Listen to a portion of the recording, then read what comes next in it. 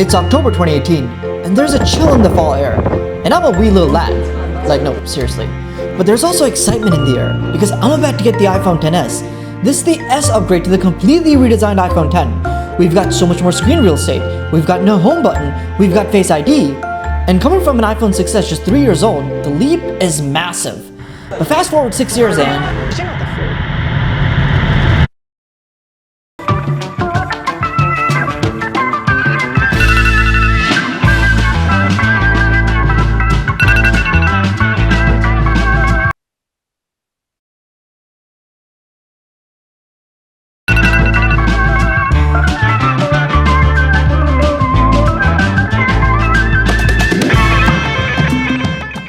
So day to day it doesn't feel like a big leap. Like, okay, I wake up and see the bezels are slightly thinner. Like, cool. Although what I do like is I haven't had to charge my phone all night, which is convenient because Apple didn't give me a f***ing charger in the box, but yeah, sometimes I can spend 2 days on one full charge. Yes guys, I'm better than you because I use my phone less. Although this is nuanced. My iPhone X has died twice in a day, but that's partially because it had a smaller battery. But more importantly, the battery health was absolutely abysmal. Like, come on, I graduated high school when I bought the phone. And now I'm an old boy.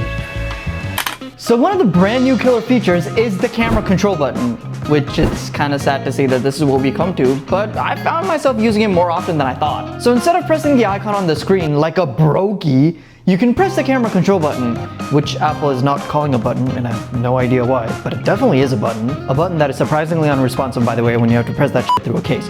But it will launch. Once you're in there though, you can slide lightly to zoom.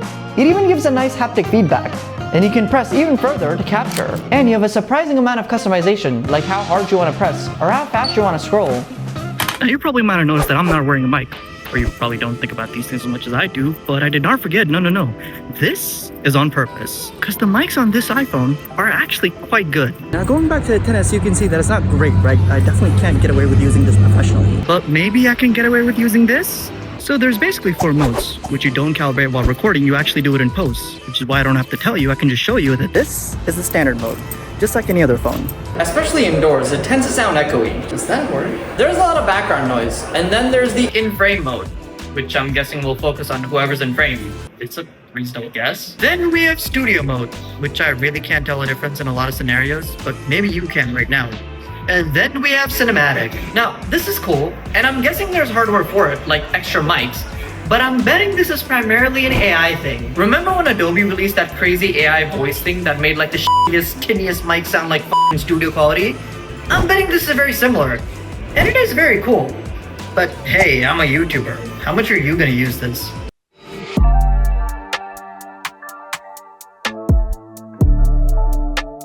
Now, for everyone's most anticipated segment, the cameras. Okay, so we've got two 48 megapixel cameras and one 12 megapixel. One's the main sensor, then we got an ultra-wide 48 megapixel camera, which last year was only 12, and we've got a 5x telephoto zoom lens, which is still only 12 megapixels. But that's comparing it to last year. But what's it like jumping 6 years? Well, flashback to 2018 and we've got only dual 12 megapixel cameras. The camera array is far simpler on this, and technically the 16 Pro has 4 times the megapixels. So how does that reflect IRL? Well, not that drastic at first glance, which is definitely something you want to hear after 6 years of waiting and $1,200. So when you open the camera app, there's a new tone mapping feature, which on older phones you could only pick through preset ones. But when it comes to regular photos in well-lit circumstances, you'd be hard-pressed to find a giant difference. Sometimes. I think in some shots the HDR is better because the contrast stands out more, but in others you can't really tell. Like in this picture you can tell that the colors feel more natural on the 16 Pro, while the XS has overblown the colors on these leaves. Or you can tell that the color of the sky feels more natural here. Although one brand new feature to me is the macro photography, which the XS absolutely cannot do. There's also these ultra-wide shots that the XS just cannot do, and I think this is where the switch suddenly flips. Low light and nighttime photography is leagues better on the 16 Pro. The XS just cannot handle nighttime photography. Even in well-lit areas, the 16 Pro is just noticeably better. First off, snapping of the photos itself is much faster on the 16 Pro, while the XS has to be stable for a bit, often leading to blurry shots.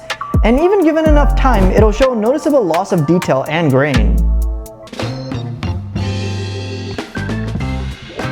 Okay, so that was photos, but what about video? Well, some of this very video was shot with the iPhone 16 Pro, so comment down below which ones were obviously the iPhone. So we got 4 times the megapixels, but the resolution, believe it or not, has not changed from 4K. But on the 16 Pro, we do have a new 120 FPS option, which is definitely cool. Cinematic mode was introduced on the 13 and up. And yeah, it's a cool little addition, but definitely not a replacement for the real depth of field effect from a professional camera. But comparing it to the XS, the difference is night and day.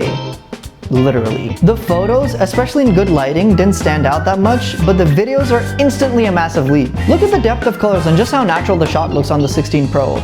And as the light gets progressively dimmer, the difference becomes even more exaggerated. And with only one light source, the XS shows a ton of grain, while the 16 Pro still looks very natural and pleasing to the eye. I'm not exactly sure why though. There isn't a huge difference in the aperture, but my guess is with the advanced processing power and the extra megapixels, Apple is able to do far smarter post-processing. Walking outside, you can see that there's just far less visibility on the XS. And another thing that should stand out is the image stabilization on the 16 Pro, which is basically non-existent on the XS.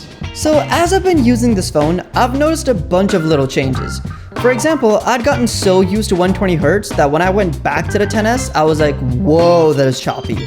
The phone definitely feels snappier. It's more responsive. Although let me just disclaim that a lot of the issues with the XS came from a lack of storage. That's mea culpa. Another thing that I don't miss is how hot the phone got. The XS would get severely hot, especially when uploading TikToks.